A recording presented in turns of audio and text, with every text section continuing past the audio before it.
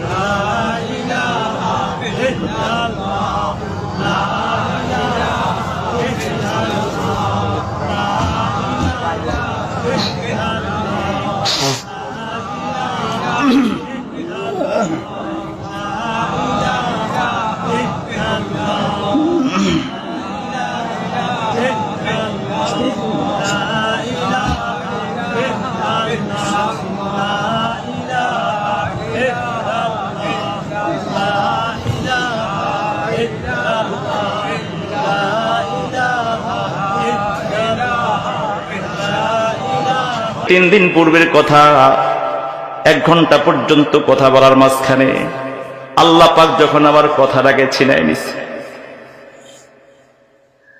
আল্লাহ পাক রব্বুল আলামিন যখন জবানটা বন্ধ করে দিলেন, এক মুহূর্তের জন্য আর দ্বিতীয় কোনো শব্দ আমি উচ্চারণ করতে পারি নাই। সারাদিন সারা রাত বাবা পেরেশান, মা পেরেশান, সকল মুসল্লি পেরেশান, আত্মীয় স্বজন সবাই পেরেশান। গতকাল সারাদিন, এর আগের রাত থেকে পর্যন্ত বাংলাদেশের সকল ওলামায়ে কেরাম পেরেশান, সকল বন্ধুরা পেরেশান। সবাই ফোন করতেছে, মেসেজ করতেছে, কারোর সঙ্গে কথা বলতে পারি না। আল্লামা খালিদ সাইফুল আইয়ুবী সাহেব খবর নিচ্ছেন, কিন্তু খবর জানাতে পারি না। আল্লামা আব্দুল বাসিত খান সিরাজগঞ্জি হাফিজাহুল্লাহ ফোন করছেন, কিন্তু কথা বলতে পারি না। আরেকজনকে দিয়ে কথা বলাইছে। আমাদের আল্লামা হাফিজ রহমান সিদ্দিকী ভাই পর্যন্ত খবর নিচ্ছেন, কিন্তু খবর জানাতে পারি না। বাংলাদেশের সব ওলামায়ে কেরাম, বড় বড় বুজুর্গরা পেরেশান হয়ে খবর নিচ্ছেন। হঠাৎ করে কি হয়ে গেল?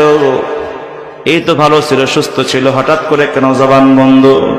এই সব কিছু আল্লাহ তাআলার খেলা।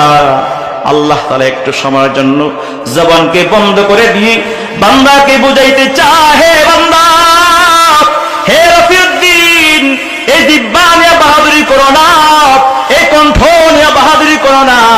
আল্লাহ পাক চাইলে এই মুহূর্তের মধ্যে সবকিছু ছিনাই দিতে পারে। কথা বলেন ঠিক কিনা?